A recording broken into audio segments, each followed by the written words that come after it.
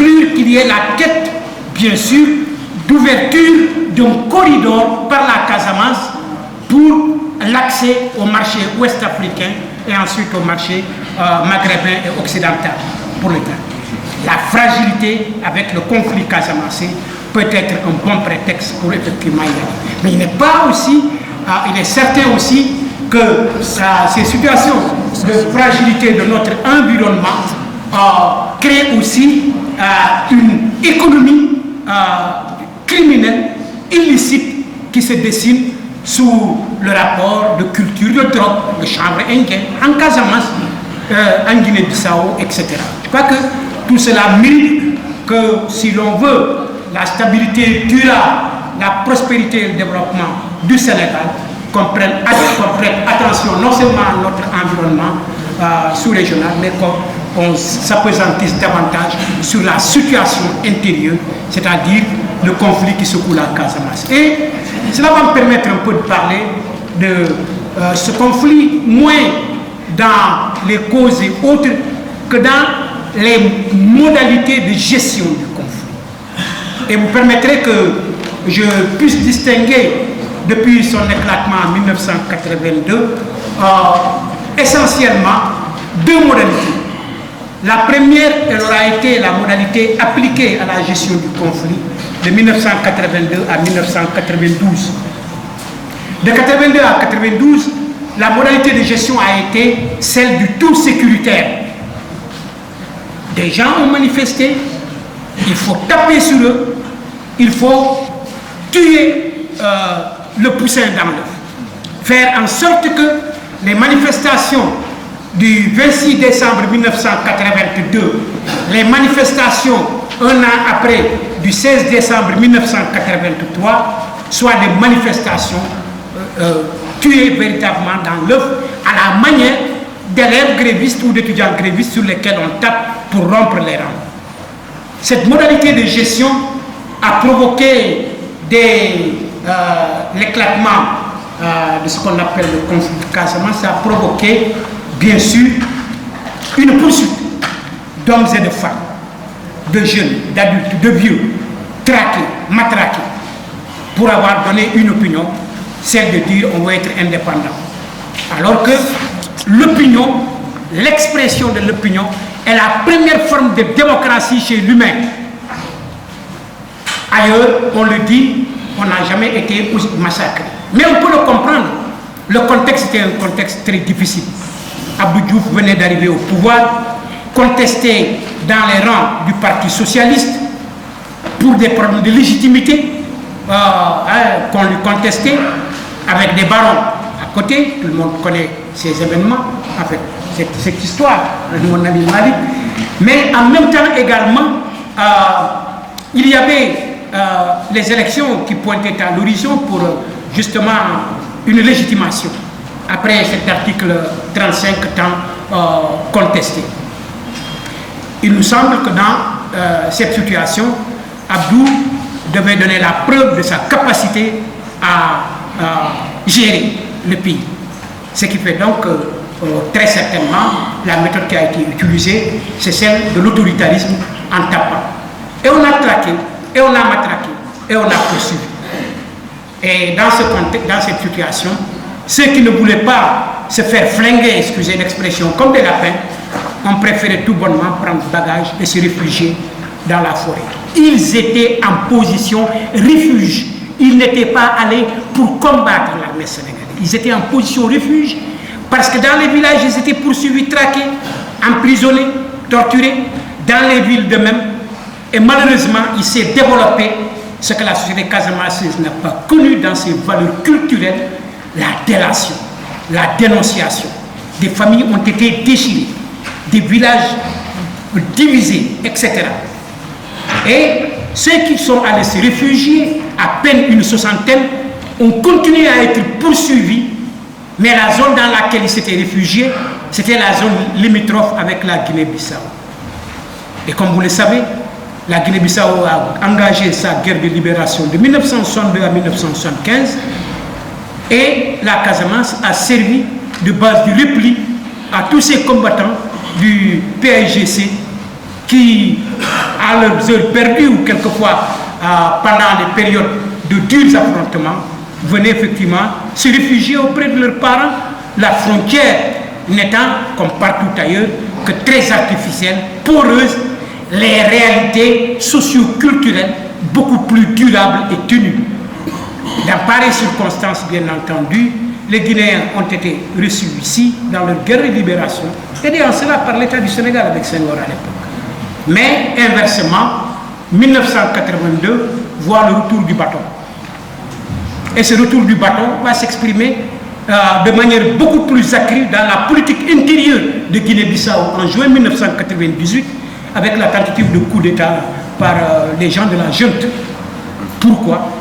Parce que malheureusement, le voisinage aidant et le retour de l'ascenseur aidant, bien entendu, ceux qui s'étaient réfugiés et qui avaient continué à être traqués ont fini également par résister, obtenir des armes et faire face. La conséquence, bien entendu, c'est des affrontements violents. C'était extrêmement difficile. Et pas de quartier, aucune discussion possible. Et pendant 10 ans, de 82 à 92, c'était vraiment la guerre en Casamance. Et le point culminant, bien sûr, de cette option du tout sécuritaire aura été la nomination en mai 1990 du général Guin comme gouverneur, effectivement, ce qui était une exception parce que partout ailleurs, on avait rompu avec la nomination de gouverneur militaire.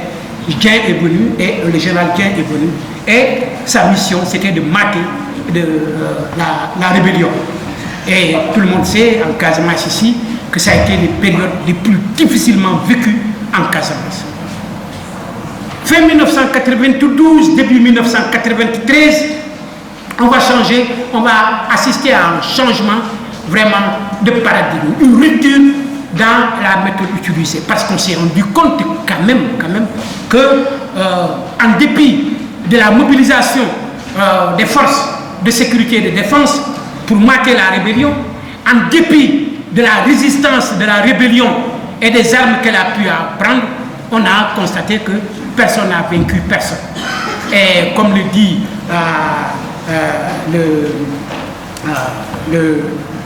le géopolitologue Claude Marie, pardon, l'État n'a pas vaincu le MFDC, mais le MFDC n'a pas obtenu non plus l'indépendance.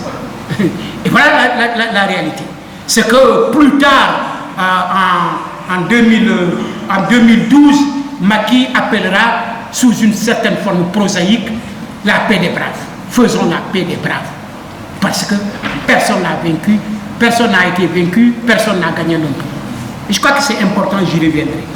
Voilà donc un peu quelques constats. 92-93 marque la faillite du tout sécuritaire, mais également la prétention du MFDC à vaincre l'État du Sénégal pour, disent-ils, chasser les djambars de Casamance. Et on va voir apparaître deux tendances importantes qui convergent pratiquement vers le même objectif. C'est d'abord Abdou Diouf qui, à l'occasion de l'adresse à la nation le 3 avril 92, mais ensuite 93, a fait état de sa préoccupation de l'approfondissement de la décentralisation.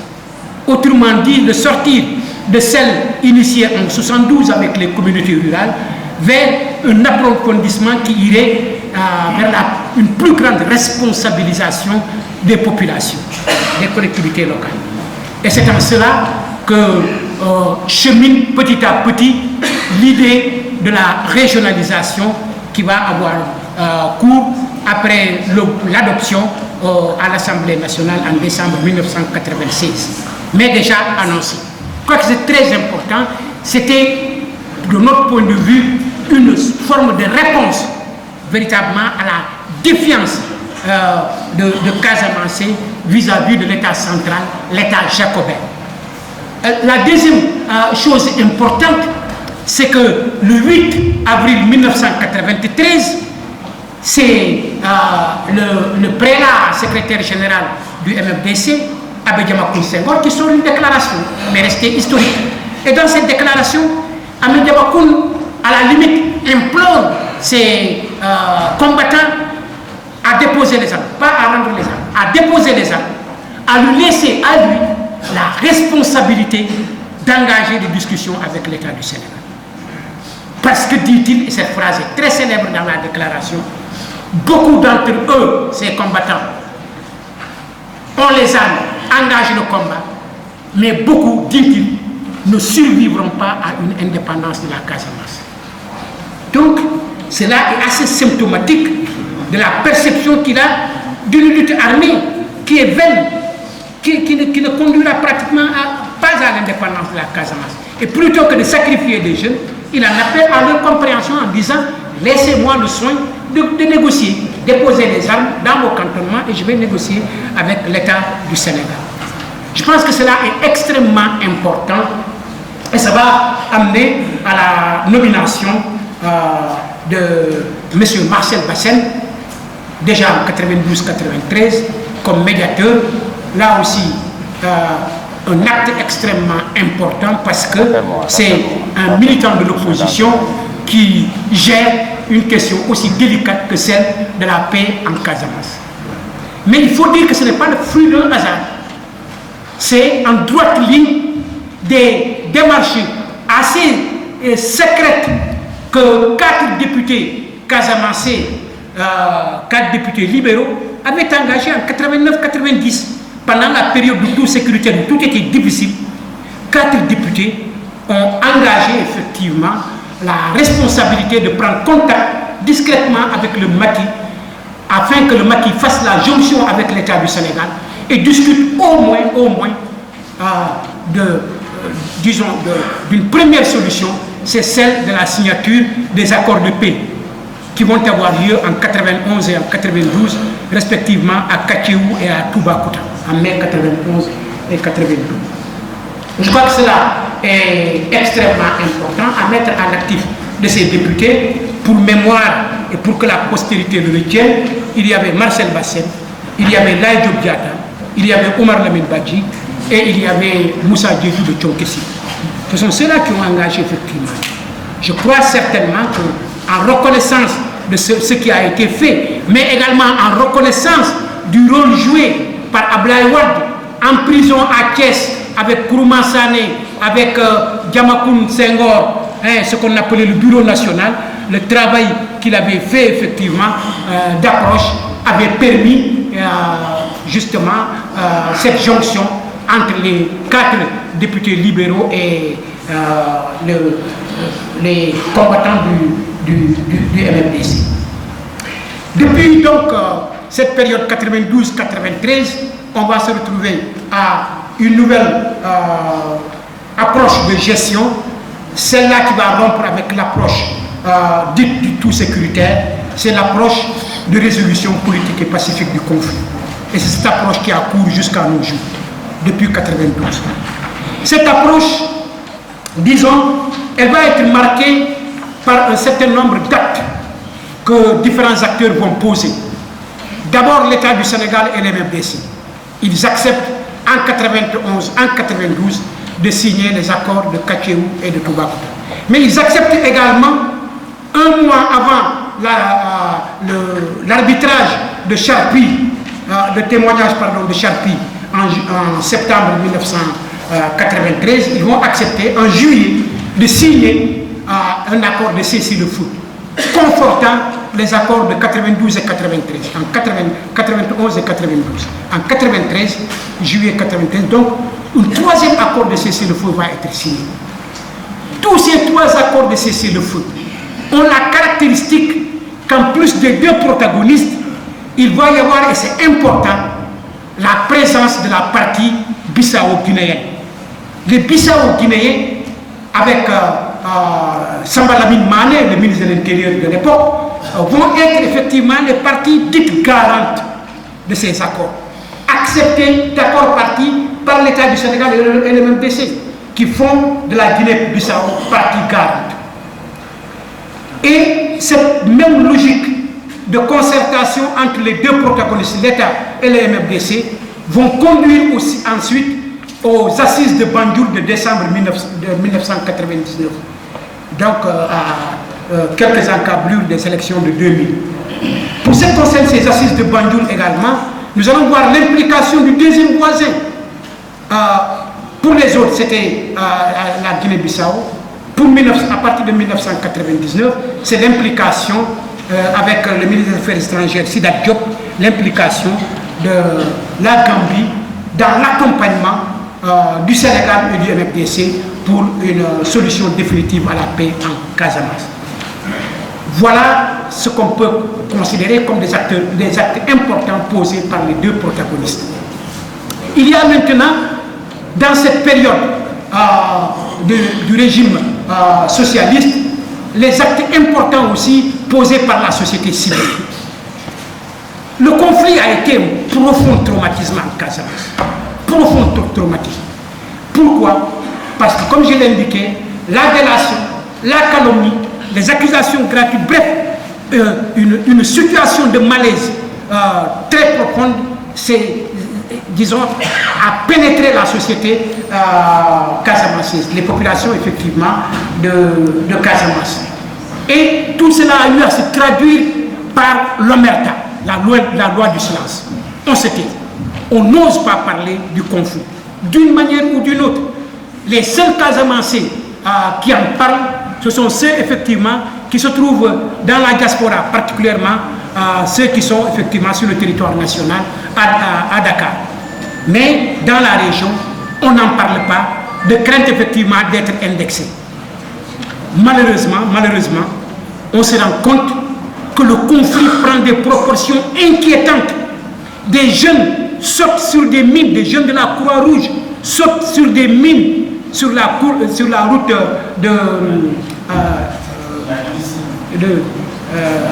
Boutoupa Kamarakunda. Sur la route de Boutoupa Kamarakunda, des jeunes vraiment sautent sur les mines, des jeunes de la Croix-Rouge. Les gens ont été profondément émus. Au nombre de ces jeunes, il y a un qui était un footballeur du Casasport, il y a un autre qui était l'entraîneur titulaire du Casasport. Au lendemain, effectivement, de cela, les jeunes se mobilisent pour dire plus jamais ça, sous la direction de feu le pharmacien Alexandre Diadio. Mais ce n'est pas tout. En 1996, les femmes de Niassia prennent, comme c'est de coutume en pareilles circonstances, prennent leur bâton, prennent effectivement leurs différents instruments de travaux, risicoles, de cueillette, etc., pour faire une procession depuis Niassia jusqu'à la gouvernance de Ziguinchor et exiger du gouverneur que tout soit fait pour qu'elle travaille en paix, parce qu'elle ne le pouvait plus. Elles étaient bousculées dans le rizière. Certaines qui avaient le courage d'y aller pouvaient être effectivement violées, violentées, etc., etc. Et ils ont dit plus jamais ça. Et cela a été important. Ce qui a été important aussi, c'est que dans ce contexte de conflit qui avait été très dur et où il y avait l'omerta, les partenaires au développement ont déserté la Casamance. La coopération française a quitté. La coopération japonaise a quitté avec les volontaires. Les Américains, avec ceux du corps de la paix, ont quitté. Les Vietnamiens qui, pour la première fois, étaient venus à Ziguinchor dans la perspective de l'accompagnement aux nouvelles techniques risicoles, ont fini effectivement par quitter aussi pour aller à Kédougou. De la même manière que l'ISRA a délocalisé une bonne partie de ses activités vers la Haute-Casamance. Bref, il y avait pratiquement un vide. Mais, et c'est cela aussi qui était inquiétant, même les services techniques de l'État se sont résumés, leur présence est résumée à la portion congrue des villes. L'intérieur, effectivement, a été abandonné, laissant place, naturellement, à l'économie criminelle, l'économie illicite. La nature est en horreur du vide, puisque les services techniques n'étaient plus présents à l'intérieur, pas les services d'agriculture, des eaux et forêts, etc. Tout le monde avait déserté l'intérieur vers les villes. Il y a eu effectivement cette situation de malaise. Mais les populations sont restées. Et il faut faire face à cette situation. Et la réflexion était structurée de manière presque sophistique, monsieur le professeur, sur la problématique paix et développement. Certains disent, ah non, de toutes les façons, pour que nous venions pour développer la Casamance ou pour que nous impliquions, il faut d'abord qu'il y ait la paix. D'autres qui disent non, la paix, comment dire encore, peut être obtenue concomitamment par le développement, etc., etc. Face à ce qui pouvait paraître vraiment de la spéculation philosophique, etc., le Congrès va organiser en février 1998 une grande réflexion sur la problématique en 2 jours, sur la problématique paix et développement. Au sortir de ces 2 jours de concertation, on aboutit à la conclusion que, pour reprendre le pape Jean-Paul II, que le développement et la paix sont les 2 mamelles d'un même corps. Et cela a été un déclic extrêmement important qui va voir les ONG et associations de la société civile suppléer le départ justement de tous ces partenaires multilatéraux, bilatéraux, etc., qui étaient aux côtés de la Casamance. Et donc les ONG prennent place et accompagnent par différentes politiques les populations dans ce qu'elles savent chacune faire le mieux effectivement chez elles. Et donc nous pouvons considérer que les acteurs au développement sont venus aussi donner un peu du leur dans la gestion du conflit, mais on aura observé pratiquement le mutisme des acteurs politiques. Les acteurs politiques pratiquement sont restés fondamentalement muets face à la situation de Casamance.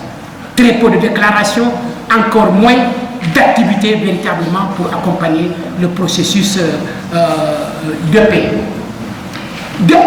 Arrive alors 2000, le régime libéral du président Abdoulaye Wade. Pour ce régime, ce qui va être caractéristique véritablement de sa gestion, c'est l'annonce faite dès l'avènement du président du retrait de tous les acteurs. Il a demandé, monsieur le président a demandé que tous les acteurs se retirent et qu'on lui laisse effectivement gérer le conflit avec bien sûr le slogan qu'en 100 jours, il va effectivement trouver une solution au conflit. En conséquence de quoi, d'abord les voisins se sont complètement retirés. Je précise qu'en décembre 1999, et les archives sont là, en décembre 1999, à Banjul, on a eu un acquis de taille. Cet acquis de taille, c'est la mise en place de la MOCAP, qui est une mission opérationnelle de contrôle des accords de paix sur le terrain. Et cette MOCAP devait réunir normalement des représentants du MFDC, un combattant et autres politiques, des représentants de l'État sénégalais, assistés des représentants de 2 pays voisins. Et dès janvier, la première réunion de la MOCAP devait avoir lieu pour précisément superviser le respect des accords de paix sur l'ensemble de la région de Casamance. Malheureusement, quand il est arrivé, il a demandé le retrait. Le retrait, les gens se sont mis à carreau, les 2 voisins, la Gambie et la Guinée-Bissau. Mais en même temps aussi, d'autres acteurs sur place ont croisé effectivement les bras. Là sont ceux qui ont accepté, en dépit de tout, de poursuivre véritablement cette implication pour le retour effectivement de la paix. Mais le président Abdoulaye Wade, on a réussi tout de même quelques actions, des actions importantes. Au nombre de ces actions importantes, en 2001 et 2002, il va réussir la prouesse de recevoir au palais de la République du Sénégal, notre cher pays, va recevoir en audience le secrétaire général Abbé Diamacoune Senghor. Inimaginable. C'était inimaginable. Jusqu'à la première audience, personne ne pouvait s'imaginer que Diamacoune franchirait effectivement les portes du palais. Se retrouver même à Dakar, c'était inimaginable.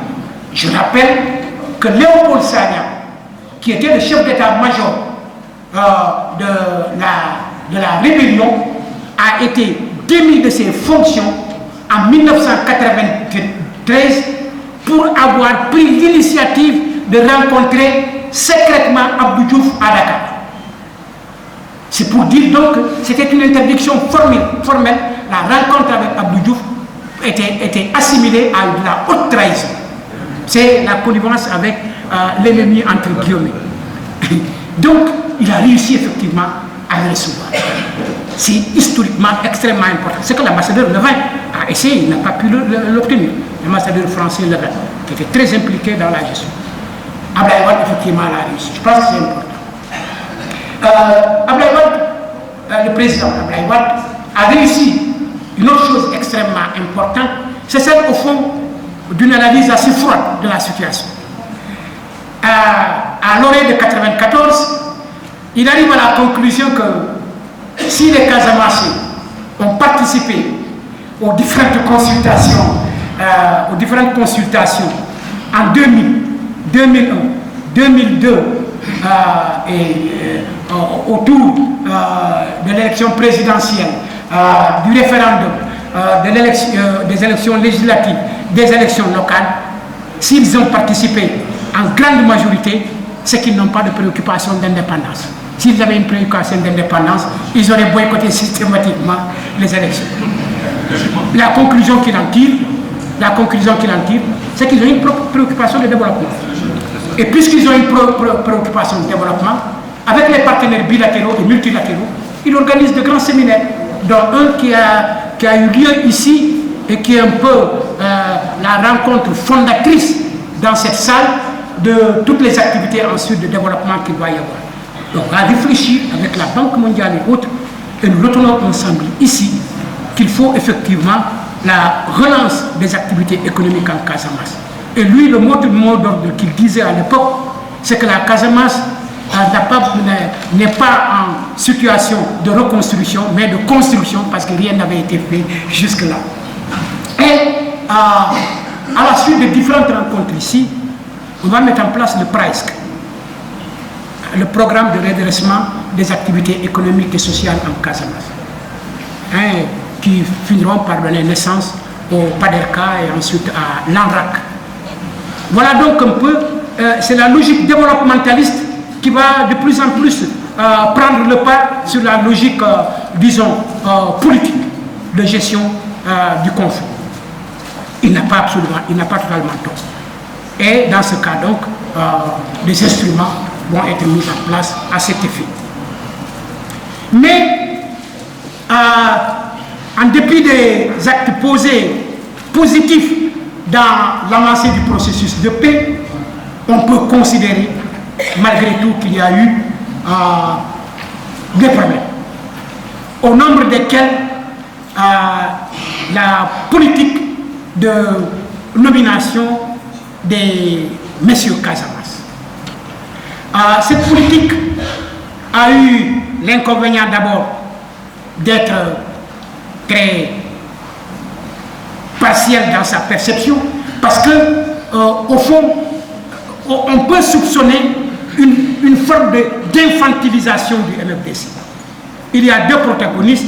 L'État, c'est vrai, a des prérogatives régaliennes extrêmement importantes, mais si on veut conduire à terme des négociations et qu'on soit enclin à désigner des négociateurs, il faut que au moins le minimum d'accord se fasse autour du médiateur que l'on choisit. Chacune des parties doit pouvoir au moins être d'accord que le médiateur est fiable, etc. etc. Malheureusement, généralement, c'est des médiateurs qu'on a nommés, disons, de manière unilatérale. C'est moins grave. Ce qui est le plus grave, et que des écrits de toute façon de personnes au cœur de la sécurité et de la défense de ce pays ont révélé, c'est bien entendu la circulation des mallettes d'argent. Cette circulation des mallettes d'argent qui, comme le dit Claude Maru et Vincent Fouché, ont donné naissance à des entrepreneurs du conflit. La route de la mallette a été jalonnée d'entrepreneurs qui captent effectivement les ressources des mallettes. Chacun se professionnalisant dans la connaissance qu'il a du MFDC et de ses aptitudes et capacités, bien sûr, à trouver une solution. La gestion du conflit. Cette corruption a, disons, créé un profond malaise, divisant le MFDC sous un certain rapport, mais également créant au sein, effectivement, des communautés, des pratiques qui sont des antivaleurs que vraiment la Casamance aborde. Je crois que cela a été un problème extrêmement difficile à gérer. L'autre problème difficile qu'on peut, disons, avoir comme critique dans la gestion du président Wade sera été en particulier le peu d'intérêt, pour ne pas dire le mépris qu'il a accordé aux pays voisins. D'une part, mais d'autre part, son slogan de non-internationalisation du conflit, comme étant une question intérieure, interne, etc. au pays, et personne d'autre ne doit s'en occuper. Je crois que ça a posé beaucoup de problèmes parce que ça a créé des crispations. Crispations autour de certaines ailes du MFDC qui ont dit négociations partout, sauf au Sénégal. Certains extrémistes disent négociations partout, sauf en Afrique de l'Ouest, ou même en Afrique. Négociations en Europe. Je crois que ça a été extrêmement dur. On peut même considérer peut-être que ce n'était pas vraiment l'intention, ou alors ce que pensent fondamentalement ces fractions du MFDC, mais c'est probablement une réaction par opposition vraiment au radicalisme autoritaire du président qui dit partout, nous ne discuterons nulle part, etc. Et personne d'autre ne doit se mêler de ce conflit. J'ouvre une parenthèse parce que je vais en parler en abordant enfin la question avec le régime du président Macky Sall. Les deux voisins sont incontournables dans la gestion de ce conflit. Incontournables. Pour plusieurs raisons. J'ai parlé de cette affaire de lutte de l'indépendance, mais antérieurement à cela, historiquement, autant beaucoup de choses lient les Saloum aux Gambiens, autant beaucoup de choses lient les Casamassés aux Gambiens et aux Bissau-Guinéens. Autant beaucoup de choses lient le Fouta à la Mauritanie, souvenir de la crise de 1989 au Mali, autant également nous avons ces liens-là avec les pays voisins.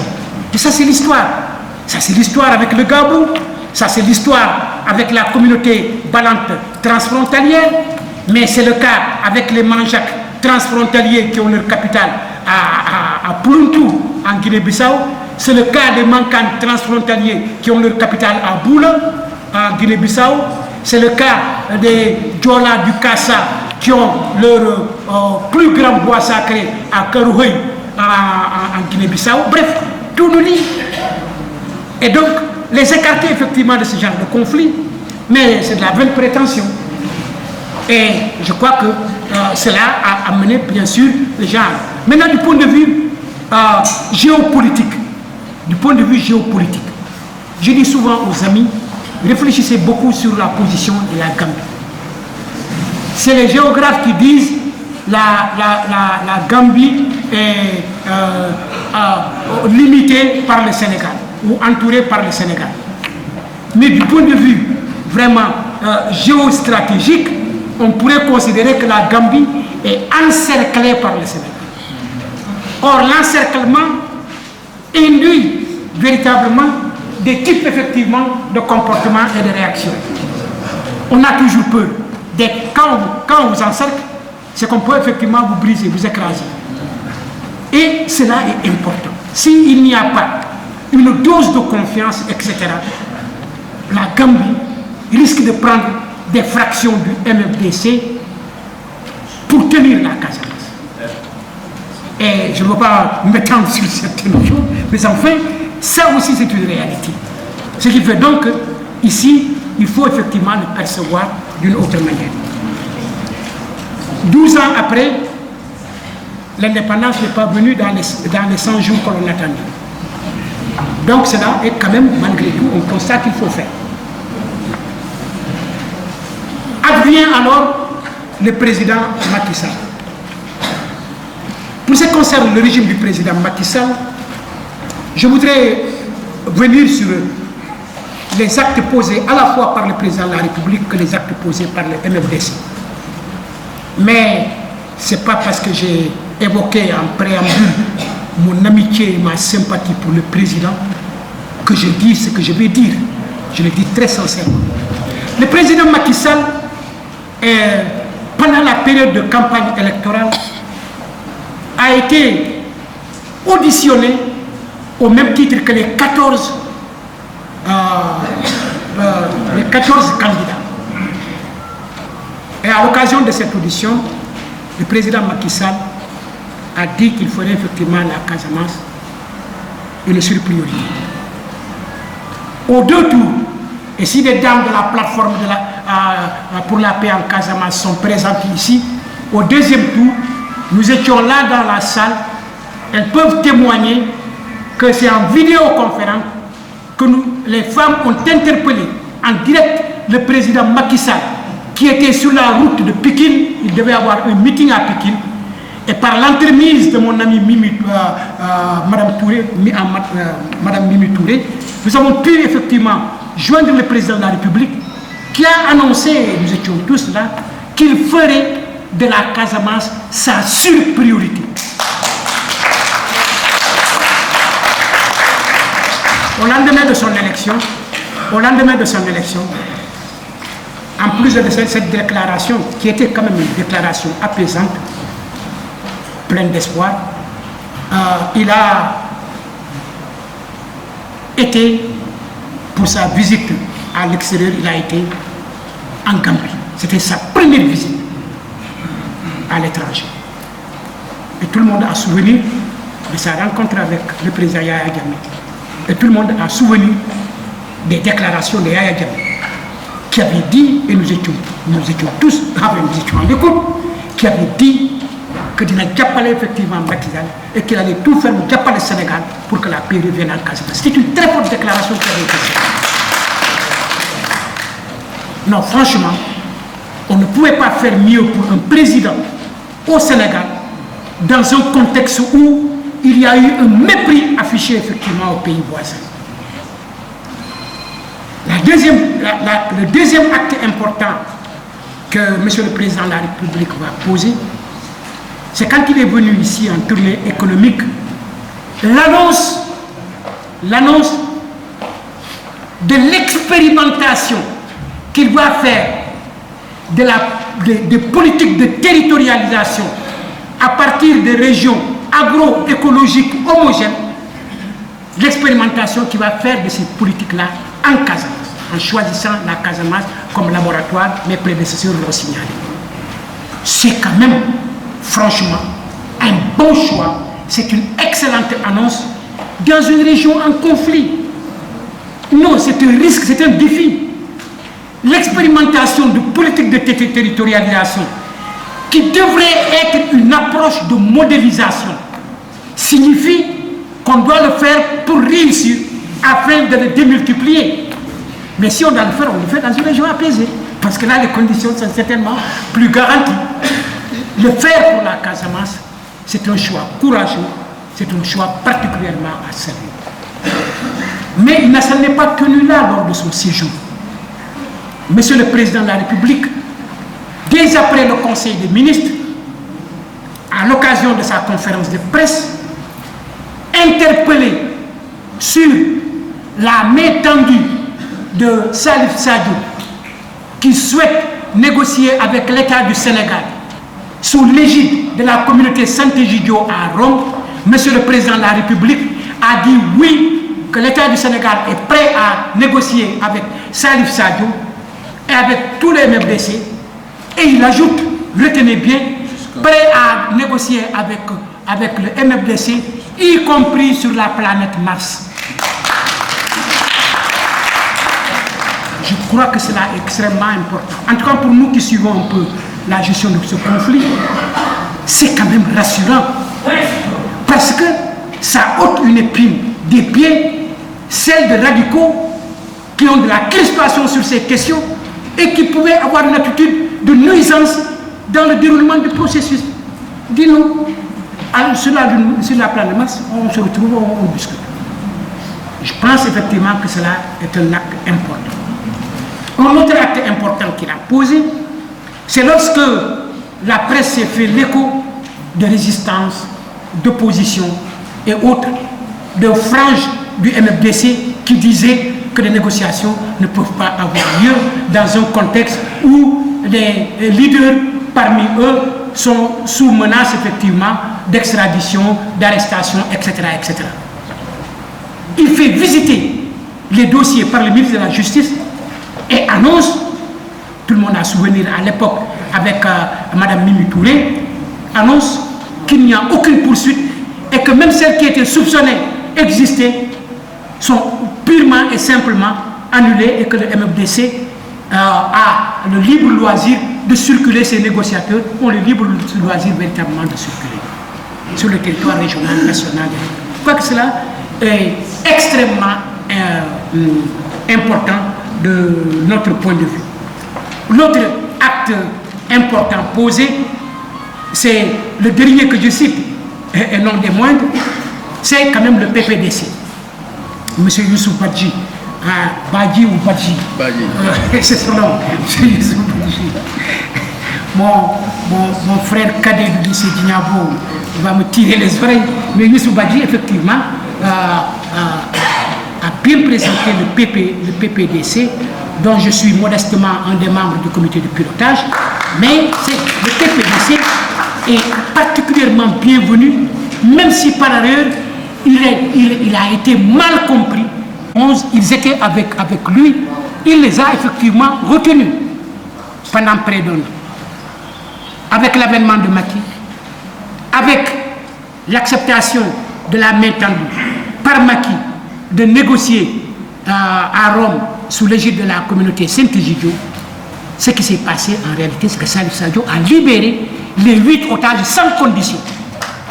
Avouez quand même que dans des situations pareilles, il y a de la surenchère que l'on fait de plus souvent.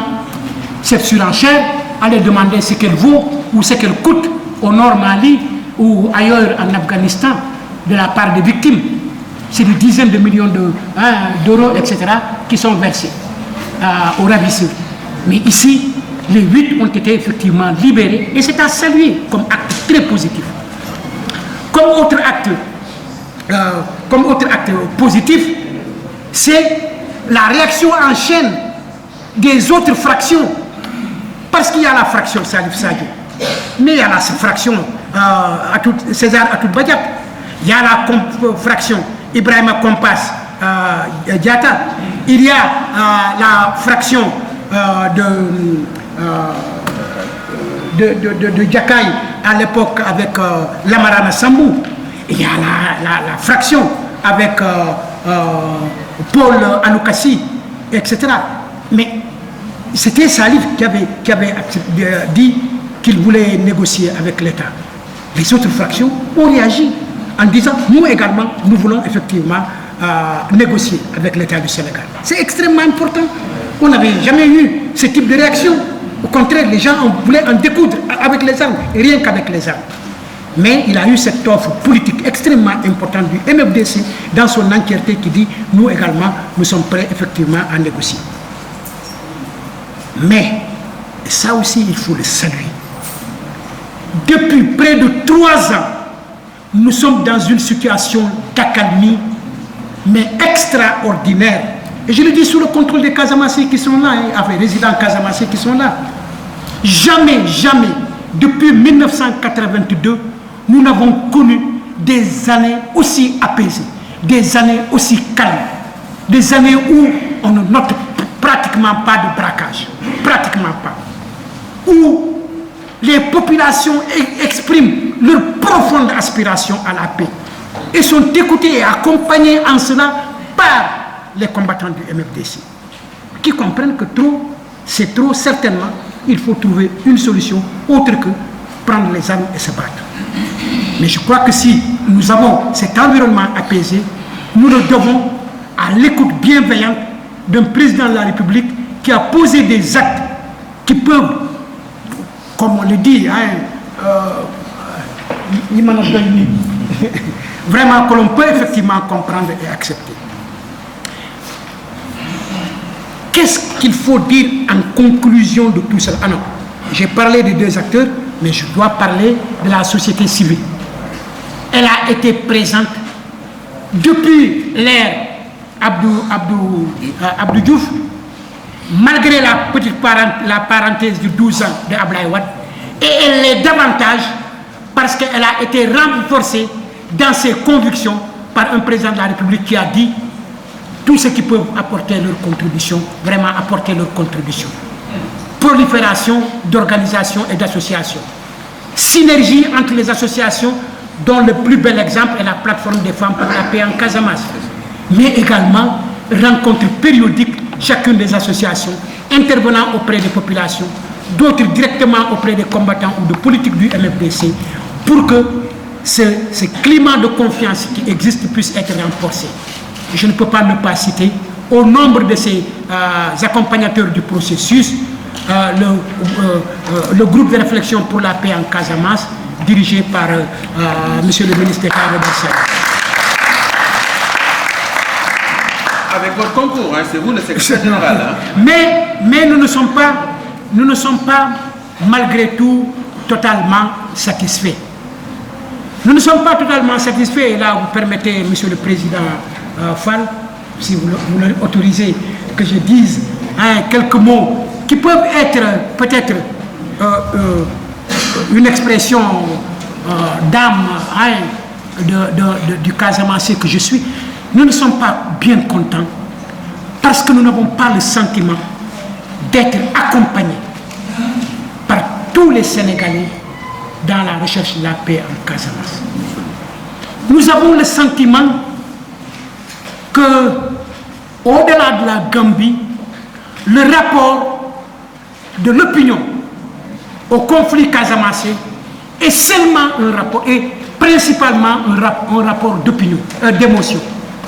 C'est-à-dire qu'on a souvenir du conflit casamassé que lorsque la presse annonce qu'il y a des braquages. C'est à ce moment-là seulement qu'à Dakar, à Thiès, à Saint-Louis, un peu partout, on réalise qu'il y a un conflit. Mais sinon, le comportement est comme un comportement pratiquement de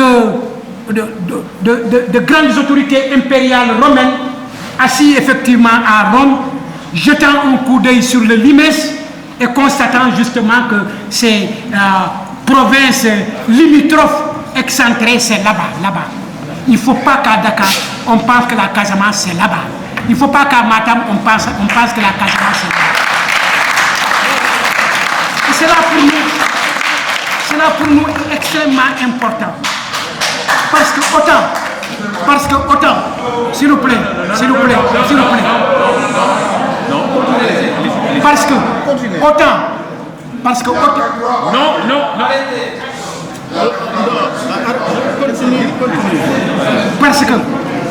que s'il vous plaît, parce que autant on peut être solidaire avec les populations de la banlieue qui sont dans les inondations, qu'on est prêt à faire tous les efforts nécessaires, et je suis absolument d'accord pour ça. Autant quand 11 jeunes sont égorgés à Gagnon, on doit pouvoir être tous ensemble solidaires avec les familles et les populations de ces 11 familles. Parce que c'est 11 personnes qui perdent la vie. Les inondations, Dieu merci, n'ont pas encore produit 11 morts. Donc cela est pour nous une question extrêmement importante. Il faut que l'opinion sénégalaise ait de l'empathie pour les Casamassés et de la reconnaissance pour les Casamassés. Considère que quand on a mal en Casamance, on doit avoir mal à Podor, on doit avoir mal à Tamba, on doit avoir mal à...